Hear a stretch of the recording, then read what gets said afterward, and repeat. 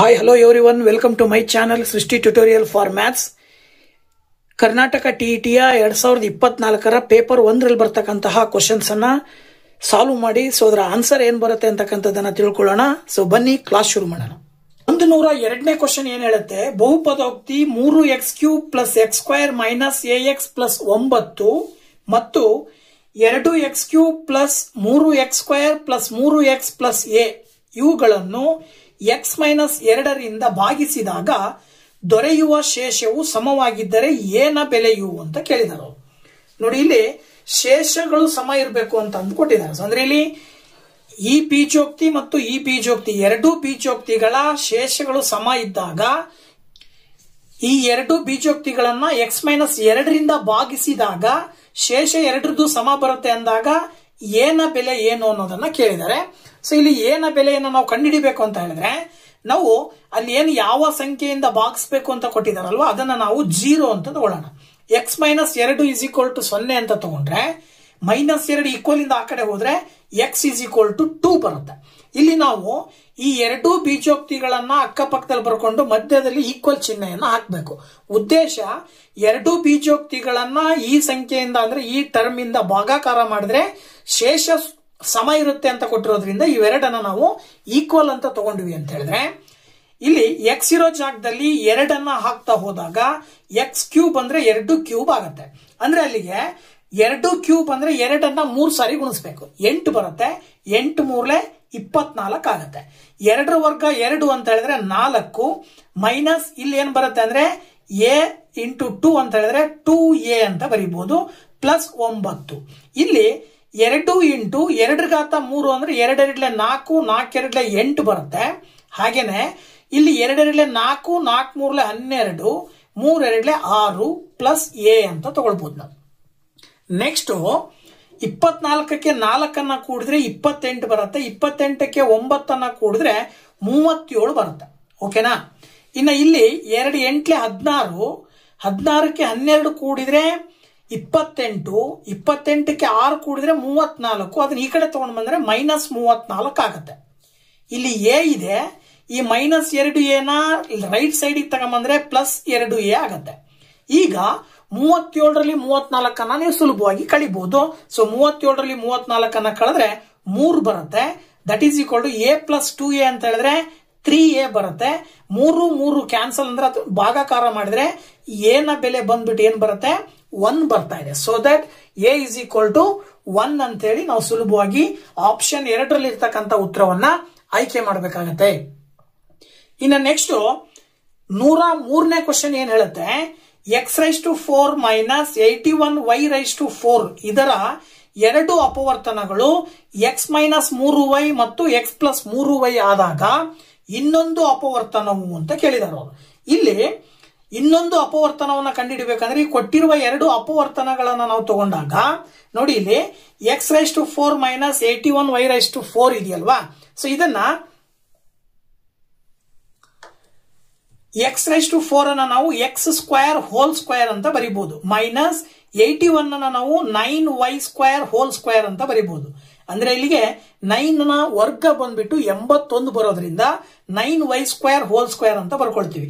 ನಾವು ಈ ರೀತಿ ಬರ್ಕೊಳ್ಳುವ ಉದ್ದೇಶ ನಾವು ನಮಗೆ ಸೂತ್ರ ಗೊತ್ತಿದೆ, x² - y² = x + y × x - y ಅಂತ ಹೇಳಿ ಆ ಸೂತ್ರದ ರೂಪದಲ್ಲಿ ಬರ್ಕೊಳ್ಬೇಕಾಗಿರೋದ್ರಿಂದ ನಾವಿಲ್ಲಿ ಈ ರೀತಿ ಬರ್ಕೊಳ್ತೀವಿ. ಸೊ ಅಲ್ಲಿಗೆ ಏನ್ ಬರುತ್ತೆ ಇಲ್ಲಿ ನೋಡಿ, ಇಲ್ಲಿ x² + 9y² × x² - 9y² ಆಯ್ತು. ಈಗ x² + 9y² ಇದನ್ನ ಮತ್ತೆ ನಾವು a² - b² ರೂಪದಲ್ಲಿ ಬರ್ಕೊಳ್ಬಹುದು. ನೋಡಿ, x² - 9ನ ವರ್ಗಮೂಲ 3 y ಬರೆದು ಬ್ರಾಕೆಟ್ ಮೇಲ್ಗಡೆ ಸ್ಕ್ವೇರ್ ಬರೆದ್ರೆ a² - b² ಅಥವಾ x² - y² ಫಾರ್ಮಲ್ ಇದೆ. ಇದನ್ನ ಮತ್ತೆ ನೀವು x + y × x - y ರೂಪದಲ್ಲಿ ಬರೆದಾಗ x² + 9y² × x² + 3y × x - 3y ಬರುತ್ತೆ. ಅಲ್ಲಿಗೆ x - 3y ಅನ್ನೋದು ಒಂದು ಟರ್ಮ್ ಫ್ಯಾಕ್ಟರು, x + 3y ಅನ್ನೋದೊಂದು ಫ್ಯಾಕ್ಟರ್ ಅಂತ ಅಂದ್ರೆ ಇನ್ನೊಂದು ಫ್ಯಾಕ್ಟರ್ ಯಾವ್ದು ಬರುತ್ತೆ x² + 9y² ಇದೆಯಲ್ವಾ. ಸೊ ಇದನ್ನ ನಾವು ಆನ್ಸರ್ ಅಂತೇಳಿ ಹೇಳಬೇಕು. ಸೊ ಅದ್ರ ಪ್ರಕಾರ 2ನೇ ಆಪ್ಷನ್ ಅಲ್ಲಿ ಅದನ್ನು ಕೊಟ್ಟಿದ್ದಾರೆ. So that is the right answer. Next 104ನೇ ಕ್ವಶನ್ 4a³ - 9a ನ ಎಲ್ಲಾ ಅಪವರ್ತನಗಳು ಅಂತ ಕೊಟ್ಟಿದ್ದಾರೆ ಅವರು. ಇಲ್ಲಿ 4a³ - 9a ನಲ್ಲಿ ಬರುವ ಅಪವರ್ತನಗಳೆಲ್ಲವನ್ನು ಕೂಡ ಬರ್ಕೊಳ್ಬೇಕು. ಹೇಗೆ ಬರ್ಕೊಳ್ಳೋದು ಅಂತ ನೋಡೋದಾದ್ರೆ ಇವೆರಡರಲ್ಲೂ a ಕಾಮನ್ ಇದೆ. ಸೊ ಸುಲಭವಾಗಿ ನಾವು a ಕಾಮನ್ ತೆಗೆದ್ವಿ ಅಂದ್ರೆ 4a² - 9 ಉಳ್ಕೊಳ್ಳುತ್ತೆ. ಇನ್ನು ನೆಕ್ಸ್ಟ್ ಸ್ಟೆಪ್ ಅಲ್ಲಿ ಏನ್ ಮಾಡಬಹುದು ನೋಡಿ, ಇಲ್ಲಿ 4 ಇಲ್ಲಿ a ಮುಗಿತು. ನೆಕ್ಸ್ಟ್ ಇದನ್ನ ನಾವು ಈ ಹಿಂದಿನ ಒಂದು ಲೆಕ್ಕದಲ್ಲಿ ಮಾಡಿದ ಹಾಗೆ a² - b² ರೂಪದಲ್ಲಿ ಬರ್ಕೊಂಡ್ರೆ ಇದನ್ನ ನಾವು 2a² - 3² ಅಂತ ಬರ್ಕೊಳ್ಬಹುದು. ಆಗ ಇದೇನಾಗತ್ತೆ a ಇಂಟು ಇದನ್ನ ಏನಂತ ಬರಿಬಹುದು 2a + 3 × 2a - 3 ಅಂತ ಬರಿಬಹುದು. 2a + 3 × 2a - 3 ಅಂತ ಹೇಳಿ ಸುಲಭವಾಗಿ ಇದರಲ್ಲಿ ಬರುವ ಮೂರು ಫ್ಯಾಕ್ಟರ್ಸ್ ಅನ್ನ ನಾವು ಹೇಳ್ಬಹುದು. a ಇಂಟು 2a + 3 × 2a - 3 ಅಂದ್ರೆ ಇದರಲ್ಲಿ ಮೂರು ಫ್ಯಾಕ್ಟರ್ ಬರ್ತವೆ. ಯಾವ್ದು a ಅನ್ನೋದು ಒಂದು ಫ್ಯಾಕ್ಟರು, 2a + 3 ಅನ್ನೋದು ಒಂದು ಫ್ಯಾಕ್ಟರು, 2a - 3 ಅನ್ನೋದು ಒಂದು ಫ್ಯಾಕ್ಟರ್. ಅದ್ರ ಪ್ರಕಾರ 4ನೇ ಆಪ್ಷನ್ ಅಲ್ಲಿ ಕೊಟ್ಟಿದ್ದಾರೆ a 2a + 3 ಹಾಗೇನೆ 2a - 3. So that is the answer ಅಂತ ಹೇಳಿ ನಾವು ಹೇಳಬಹುದು. ಇನ್ನು 105ನೇ ಕ್ವಶನ್ ಕೊಟ್ಟಿರುವ ಚಿತ್ರದಲ್ಲಿ AB ಮತ್ತು CD ಸರಳ ರೇಖೆಗಳು P ಬಿಂದುವಿನಲ್ಲಿ ಪರಸ್ಪರ ಛೇದಿಸಿವೆ. CPQ = 90 ಡಿಗ್ರಿ ಆದರೆ X, Y ಮತ್ತು Z ನ ಅಳತೆಗಳು ಅಂತ ಕೊಟ್ಟಿದ್ದಾರೆ. ಚಿತ್ರವನ್ನ ನೋಡಿದಾಗ ಇಲ್ಲಿ ನಮಗೆ ಇದು P ಅಂತ ಅಂದ್ರೆ ಈ ಕೋನ ಮತ್ತೆ ಇದಿಷ್ಟು ಕೋನ ಸಮ ಇರ್ತವೆ. ಯಾಕಂದ್ರೆ ಇವೆರಡು ಅಭಿಮುಖ ಕೋನಗಳು. ಹಾಗೇನೆ ಈ ಕೋನ ಮತ್ತು ಈ ಕೋನ ಸಮ ಇರುತ್ತೆ. ಇವೆರಡನ್ನ ನಾವು ಅಭಿಮುಖ ಕೋನಗಳು ಅಂತ ಕರಿತೀವಿ. ಅದ್ರ ಪ್ರಕಾರ ಇಲ್ಲಿ ನಾವೇನ್ ತಗೊಳ್ಬಹುದು, ಇಲ್ಲಿ ನಮಗೆ ಗೊತ್ತು ಇದನ್ನ ನಿಮಗೆ ಏನ್ ಮಾಡಿದ್ದಾರೆ ಅಂತ ಹೇಳಿದ್ರೆ 90 ಡಿಗ್ರಿ ಅಂತ ಕೊಟ್ಟಿದ್ದಾರೆ ಅವರು ಒಂದು. ಸೊ ಈ 90 ಡಿಗ್ರಿ ಯಾವ್ದಕ್ಕೆ ಸಮ ಇರುತ್ತಪ್ಪ ಅಂತ ಹೇಳಿದ್ರೆ ಈ X ಮತ್ತೆ Y ಗೆ ಸಮ ಇರುತ್ತೆ. ಯಾಕೆಂದ್ರೆ CD ಯನ್ನ ನಾವು ಸರಳ ರೇಖೆ ಅಂತ ತಗೊಂಡ್ರೆ ಈ ಸರಳ ರೇಖೆಯಲ್ಲಿ ರಚನೆಯಾಗುವ ಕೋನಗಳ ಮೊತ್ತ 180 ಡಿಗ್ರಿ ಇರುತ್ತೆ. ಅಲ್ಲಿಗೆ ಒಂದು ಕೋನ 90 ಡಿಗ್ರಿ ಇದೆ ಅಂದ್ರೆ ಇನ್ನೆರಡು ಕೋನಗಳು 90 ಡಿಗ್ರಿ ಇರ್ತಾವೆ. ಅದ್ರ ಪ್ರಕಾರ X + Y = ಏನಂತ ತಗೊಂತೀವಿ ನಾವು 90 ಡಿಗ್ರಿ ಅಂತ ತಗೊಂತೀವಿ. ಈಗ X = Y ನ ಆ ಕಡೆ ಕಳಿಸಿದ್ರೆ 90 ಡಿಗ್ರಿ - Y ಆಗುತ್ತೆ. ನೆಕ್ಸ್ಟ್ ಇನ್ನೊಂದು ಏನ್ ಕೊಟ್ಟಿದ್ದಾರೆ ಇಲ್ಲಿ 3x + 10 = Y ಅವರೇ ಕೊಟ್ಟಿರೋದು ಗಿವನ್. ಅದ್ರ ಪ್ರಕಾರ ತಗೊಂಡ್ರೆ 3 ಇಂಟು X ನ ಬೆಲೆ ನೀವು ಮೇಲೆ ತಗೊಂಡಿದ್ದೀರಲ್ವಾ 90 ಡಿಗ್ರಿ - Y + 10 = Y ಅಂತ ತಗೊಳ್ಬಹುದು. ಆಗ ನೀವು ಇದಿಷ್ಟನ್ನ ಸುಲಭ ರೂಪದಲ್ಲಿ ಬರೆದಾಗ ಏನಾಗತ್ತೆ 90 ಇಂಟು 3 ಮಾಡಿದ್ರೆ 270 ಡಿಗ್ರಿ ಬರುತ್ತೆ. -3 ಇಂಟು Y ಮಾಡಿದ್ರೆ 3Y + 10 = Y ಅಂತ ಬರುತ್ತೆ. ನೆಕ್ಸ್ಟ್ 270ಗೆ 10 ಕೂಡಿದ್ರೆ 280 ಡಿಗ್ರಿ = Y ಪ್ಲಸ್ ಈ 3Y ಆ ಕಡೆ ಬಂದ್ರೆ +3Y ಆಗುತ್ತೆ ಅಲ್ವಾ. ಸೊ ಈಗ ಏನ್ ಮಾಡಬಹುದು, ಇಲ್ಲಿ 280 ಡಿಗ್ರಿ ಇಲ್ಲಿ Y + 3Y ಅಂದ್ರೆ 4Y ಬರುತ್ತೆ. ಸೊ Y ಇಲ್ಲೇ ಇಟ್ಕೊಂಡು 4 ಈ ಕಡೆ ತಗೊಂಡು ಬಂದ್ರೆ ಏನಾಗುತ್ತೆ 4 ರಿಂದ 280 ಬಾಕ್ಸ್ ಇದ್ರೆ 70 ಡಿಗ್ರಿ ಬರುತ್ತೆ. That is = Y. So Y ನ ಬೆಲೆ 70 ಡಿಗ್ರಿ ಬಂತು ನಿಮಗೀಗ. ಸೊ ಇಲ್ಲಿ ಇದು ಒಂದನ್ನ ಮಾಡಿದ ತಕ್ಷಣ ನಿಮಗೆ ಆನ್ಸರ್ ಸಿಕ್ಬಿಡುತ್ತೆ. ಇಲ್ಲಿ ಆಪ್ಷನ್ ನಲ್ಲಿ Y ಗೆ ಬೆಲೆ 70 ಡಿಗ್ರಿ ಯಾವ್ದಿದೆಯೋ ಅದು ಆಪ್ಷನ್ ಸರಿಯಾದ ಉತ್ತರ. ನೀವು ಸುಲಭವಾಗಿ 2 ಅಂತ ಹೇಳ್ಬೋದು. ಬಟ್ ನಿಮಗೆ X ನ ಬೆಲೆ Y ನ ಬೆಲೆ ಕೇಳಿರೋ Z ನ ಬೆಲೆಯನ್ನು ಕಂಡುಹಿಡಿಬೇಕು ಅನ್ಸಿದ್ರೆ ನೀವು ನೆಕ್ಸ್ಟ್ ಈ ರಿಲೇಷನ್ ಅನ್ನ ತಗೊಳ್ರಿ. 3Z - 10 ಅನ್ನೋದ್ರ ಅಭಿಮುಖ ಕೋನ ಯಾವ್ದಾಗಿರುತ್ತೆ 90 ಡಿಗ್ರಿ + X ಆಗಿರುತ್ತೆ. ಅದ್ರ ಪ್ರಕಾರ 3Z = -10 ಆ ಕಡೆ ಹೋದ್ರೆ +10 ಆಗುತ್ತೆ. ಅಲ್ಲಿಗೆ 3Z = 90 + 10 ಅಂದ್ರೆ 100 ಬರುತ್ತೆ.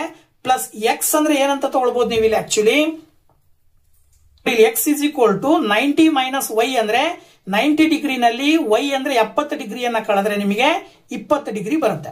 ಸೊ ಈ 20 ಡಿಗ್ರಿಯನ್ನ ಇಲ್ಲಿ ಹಾಕಿದ್ರೆ 20 ಡಿಗ್ರಿ. ಈಗ ನೀವು ಈ 120ಯನ್ನ 3 ರಿಂದ ಭಾಗಾಕಾರ ಮಾಡಿದ್ರೆ ಎಷ್ಟು ಬರುತ್ತೆ 40 ಡಿಗ್ರಿ ಬರುತ್ತೆ. ಅಂದ್ರೆ ಅಲ್ಲಿಗೆ ನಿಮಗೆ ಬಂದಂತ ಪ್ರಕಾರ X = 20 ಡಿಗ್ರಿ ಬಂದಿದೆ, ಹಾಗೇನೆ Y = 70 ಡಿಗ್ರಿ ಬಂದಿದೆ, ಹಾಗೇನೆ Z = 40 ಡಿಗ್ರಿ ಬಂದಿದೆ. ಸೊ ಅಂದ್ರೆ ಅಲ್ಲಿಗೆ ಇದು ಬಂದಿರತಕ್ಕಂತ ಆನ್ಸರ್ ನಾವು ಆಪ್ಷನ್ 2ರಲ್ಲಿ ನೋಡಬಹುದು. ಹಾಗಾಗಿ ಆಪ್ಷನ್ 2 ನೀವು ಇಲ್ಲಿ ಆಯ್ಕೆ ಮಾಡಬೇಕಾಗತ್ತೆ. ನೆಕ್ಸ್ಟ್ 106ನೇ ಕ್ವಶನ್ ಕೊಟ್ಟಿರುವ ತ್ರಿಭುಜದಲ್ಲಿ C ನ ಅಳತೆಯು ಅಂತ ಕೊಟ್ಟಿದ್ದಾರೆ. ಸೊ ನೋಡಿ, ತ್ರಿಭುಜದ ಒಂದು ಚಿತ್ರವನ್ನು ನೋಡಿದಾಗ ಇಲ್ಲಿ ನಮಗೆ ಗೊತ್ತು Y, X ಮತ್ತೆ Z ಈ ಮೂರು ಕೋನಗಳ ಮೊತ್ತ 180 ಡಿಗ್ರಿ ಇರುತ್ತೆ. ಓಕೆನಾ. A + C + 70 ಡಿಗ್ರಿ = 180 ಡಿಗ್ರಿ ಇರುತ್ತೆ. ಆಮೇಲೆ ಮತ್ತೆ ಇನ್ನೊಂದು ಏನಪ್ಪಾ ಅಂತ ಹೇಳಿದ್ರೆ ಇಲ್ಲಿ ನಿಮಗೆ ಏನ್ ಮಾಡಿದ್ದಾರೆ, ಈ ಕೋನವನ್ನು ಕೊಟ್ಟಿದ್ದಾರೆ 4a + 30 ಡಿಗ್ರಿ ಅಂತ. ಈ 4a + 30 ಡಿಗ್ರಿ ಮತ್ತೆ ಈ YP ಅನ್ನೋದು ಒಂದು ಸರಳ ರೇಖೆ. ಅಂದ್ರೆ ಈ ಸರಳ ರೇಖೆಯ ಮೇಲೆ ರಚನೆಯಾಗಿರುವ ಎರಡು ಕೋನಗಳ ಮೊತ್ತ 180 ಡಿಗ್ರಿ ಬರುತ್ತೆ. ಹಾಗಾಗಿ ನಾನೇನ್ ಮಾಡ್ತೀನಿ, ಇಲ್ಲಿ 4a + 30 ಡಿಗ್ರಿಗೆ ಪ್ಲಸ್ a = 180 ಡಿಗ್ರಿ ಅಂತ ತಗೊಳ್ತೀನಿ. ಆಗ ಇಲ್ಲಿ ಏನಾಗುತ್ತೆ, 4a + a ಮಾಡಿದ್ರೆ 5a = 180 ಡಿಗ್ರಿ, 30 ಆ ಕಡೆ ಬಂದ್ರೆ -30 ಡಿಗ್ರಿ ಬರುತ್ತೆ. ಆಗ ನೀವು a = ಏನ್ ಹೇಳ್ಬೋದು, 180 - 30 ಅಂತ ಹೇಳಿದ್ರೆ 150 ಡಿಗ್ರಿ ಬರುತ್ತೆ. ಈ 5 ಇದೆಯಲ್ಲ, ಇದನ್ನ ಈ ಕಡೆ ತಗೊಂಡ್ಬಂದ್ರೆ /5 ಮಾಡಿದ್ರೆ 5 × 3 = 15. ಇದರ ಅರ್ಥ ಏನು, a ನ ಬೆಲೆ 30 ಡಿಗ್ರಿ ಸಿಕ್ತು. ಓಕೆನಾ? ಸೊ a ನ ಬೆಲೆ 30 ಡಿಗ್ರಿ ಸಿಗ್ತಾ ಇದೆ ಅಂದ್ರೆ ಇಲ್ಲಿ ನೀವು 30 degree plus c + 70 degree = 180 degree ಅಂತ ಹೇಳ್ಬೋದಲ್ವಾ. ಈಗ c = 180 ಡಿಗ್ರಿ, 70ಕ್ಕೆ 30 ಕೂಡಿದ್ರೆ 100 ಬರುತ್ತೆ. ಅದನ್ನ ಈ ಕಡೆ ತಗೊಂಡ್ಬಂದ್ರೆ -100 ಆಗುತ್ತೆ. ಈಗ ನೀವು c = 180 ನಲ್ಲಿ 100 ಕಳೆದ ತಕ್ಷಣ ಸಿಗುತ್ತೆ, c ನ ಬೆಲೆ ಎಷ್ಟು ಬರ್ತಾ ಇದೆ, 80 ಡಿಗ್ರಿ. ಹಾಗಾಗಿ ಆಪ್ಷನ್ 4ರಲ್ಲಿ ಆ ಒಂದು ಉತ್ತರ ಇದೆ. ನೀವು ಅದನ್ನ ಆಯ್ಕೆ ಮಾಡಬೇಕಾಗತ್ತೆ. ಇನ್ನ 107ನೇ ಕ್ವಶನ್ ನಲ್ಲಿ x ನ ಅಳತೆಯನ್ನ ಕೇಳಿದಾರೆ. ಕೊಟ್ಟಿರುವ ಚಿತ್ರದಲ್ಲಿ x ನ ಅಳತೆ ಜೊತೆಗೆ AB ಮತ್ತೆ BC ಎರಡೂ ಲೆಂತ್ ಈಕ್ವಲ್ ಇದಾವೆ ಅಂತ ಕೊಟ್ಟಿದ್ದಾರೆ. ಹಾಗೇನೆ ಆಂಗಲ್ ಬಿ ಬಂದ್ಬಿಟ್ಟು 90 ಡಿಗ್ರಿ ಬರುತ್ತೆ ಅಂತ ಹೇಳಿದಾರೆ. So angle B 90 degree, AB ಮತ್ತೆ BC ಸಮ ಇದೆ ಅಂತ ಹೇಳಿದ್ರೆ ಇವು ಎರಡೂ ಕೋನಗಳು ಎಷ್ಟಿರ್ತವೆ ಅಂದ್ರೆ 45 ಡಿಗ್ರಿ ಇರ್ತಾವೆ ಅಲ್ವಾ. ಈ ಎರಡು ಕೋನಗಳು 45 ಡಿಗ್ರಿ ಇರ್ತಾವೆ. ಸೊ ನಮಗೆ ಗೊತ್ತಿರುವಂತದ್ದು ಈ AC ಅಂತಕ್ಕಂಥ ಸರಳ ರೇಖೆಯ ಮೇಲೆ ರಚನೆಯಾಗುವ ಎರಡು ಕೋನಗಳ ಮೊತ್ತ 180 ಡಿಗ್ರಿ ಬರುತ್ತೆ. ಅಲ್ಲಿಗೆ 45 ಡಿಗ್ರಿ ಪ್ಲಸ್ x = 180 ಅಂತ ತಗೊಂಡ್ರೆ x = 45 ಈ ಕಡೆ ತಗೊಂಡ್ಬಂದ್ರೆ ಮೈನಸ್ ಮಾಡಬೇಕಾಗತ್ತೆ. ಸೊ ಅಲ್ಲಿಗೆ ನೀವು ಮೈನಸ್ ಮಾಡಿದಾಗ ಏನ್ ಬರುತ್ತೆ, ಆನ್ಸರ್ 135 ಡಿಗ್ರಿ ಬರುತ್ತೆ. ಸೊ ನಿಮಗೆ ಆಪ್ಷನ್ 1ರಲ್ಲಿ ಕೊಟ್ಟಿದ್ದಾರೆ 135. ಹಾಗಾಗಿ ನೀವು 135 ಅಂತ ಹೇಳಿ ಸುಲಭವಾಗಿ ಹೇಳಬಹುದು. ಸೊ ಇಲ್ಲಿವರೆಗೂ ವಿಡಿಯೋ ನೋಡಿದ್ದಕ್ಕೆ ಥ್ಯಾಂಕ್ಸ್. ಇದೇ ರೀತಿ ಮುಂದಿನ ಕ್ವಶನ್ಸ್ ಅನ್ನ ನೆಕ್ಸ್ಟ್ ವಿಡಿಯೋದಲ್ಲಿ ಅಪ್ಲೋಡ್ ಮಾಡ್ತೀನಿ. ಸೊ ದಯವಿಟ್ಟು ಚಾನಲ್ ಸಬ್ಸ್ಕ್ರೈಬ್ ಮಾಡಿ ಅಂತ ಹೇಳ್ತಾ thank you very much. Bye bye.